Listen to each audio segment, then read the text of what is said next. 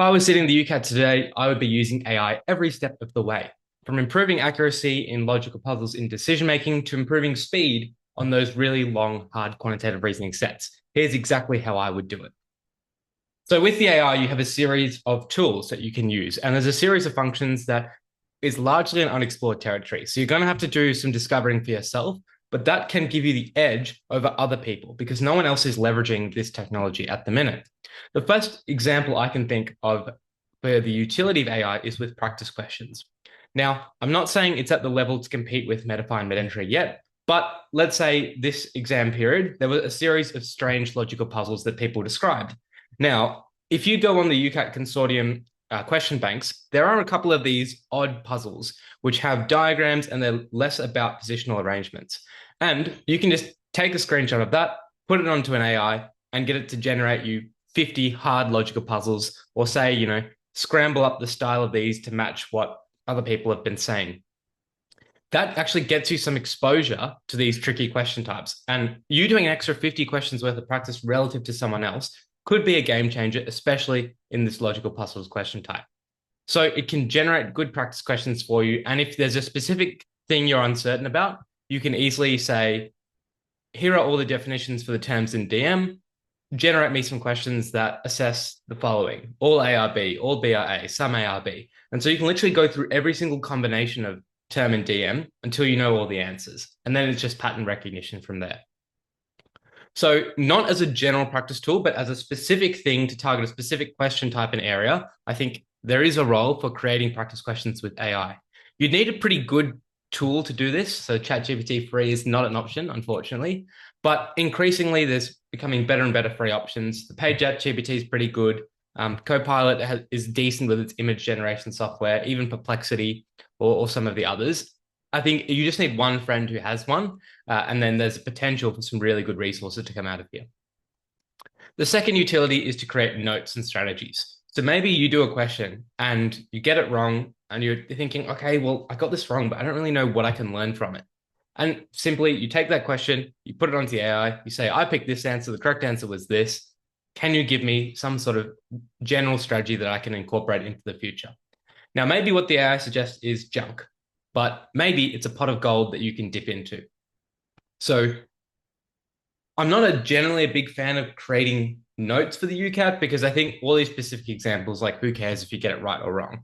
But if you have some sort of general document with your strategies, just mostly for your clarity of mind, that I think would be helpful. So for example, if you're doing the evaluating argument section, you could put 10 worked examples onto the AI. And then you could say, generate me a list of notes with all the reasons why an argument is correct or strong, and all the reasons, all the things I should look out for why an argument is weak. And then you have this simple cheat sheet that you can use for the future. In quantitative, if you think, oh, this question takes a long time, you can ask the AI, if you were to do this question in 40 seconds with a year 9 level of mental math, how would you do it? And maybe the solution is really convoluted, but maybe it's the pot of gold that you were missing. Because especially in quantitative, you can't trust the work solutions. They're always going to give you the mathematically correct way of doing things, not necessarily the quickest way that the top scorers use to sniff out the answer. Finally, it can give you good feedback. And so let's say you did a verbal reasoning mini mock and you upload your timesheet onto the UCAT onto an AI. And then they'll say, well, you spent an average of this many seconds per mark in the first half, this many seconds per mark in the second half. To mitigate this, you can skip this, or you can basically say, I take all the questions you spent more than like 45 seconds on, put them onto the AI and say, is there a pattern here? How can I skip these earlier? Can you generate me a rule or list of criteria that when I see them, I can skip the passage? And the AI might say, when the topic is this, when the passage length is this, then skip those 4 questions based on your own data. So you can basically treat it like another analyst looking at your scores and your data and then offering you some suggestions on what to change. It is essentially your UCAT consultant. Finally, I think while the utility of the AI is not as much as a proper UCAT coach or tutor, there is room to get some serious coaching with this UCAT AI. essentially because of the feedback it generates, because of the practice questions it can generate, and because of the notes and strategies. You can essentially use AI as a tutor for yourself. Now, a subscription to ChatGPT might only be $30 a month, but that's a lot cheaper than some of the tutoring options out there. So I think it's probably not enough and probably not skilled enough at this stage to be used that way, but it's only a small additional cost, which actually might provide quite a considerable benefit. So that's quite an interesting idea to look out for. Now, it is a risk to be the pioneer in these 4 areas. And for the people at this stage where you have a year left, you probably have enough time. But if I was in year 9 or year 10, definitely I would be looking into some of these methods, because if you find they're helpful, then you can go for it. I think the year 11s, while you're probably already busy doing exams and it might be hard, but check it out just for a day or two. Maybe if you have the holidays, just check it out and see if you find it helpful. If there are any other ideas that you have for using AI to ace the UCAT, please feel free to let me know in the comment section. It's a really unexplored area, and I think there's a lot of benefit here, especially because the marks are getting more and more competitive. I think we need better and better tools and better strategies, and AI is the clear pathway for me that I see to going in that direction.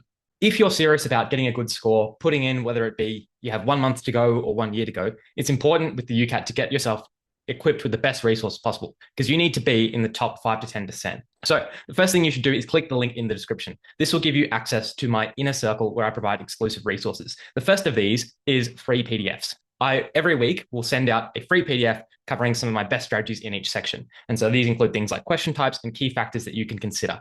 Additionally, by clicking out the link in the description, we can have a free one-on-one call where I give you my approach to practicing the UCAT and give you some advice and some free mentorship on how you can do well with this test and what it's like once you're in med. Furthermore, subscribe to the channel. I'm aiming for this to be the biggest area of free UCAT resources available, with videos, PDFs, and free calls. And so why not get your hands on these resources that have helped me and others get into med?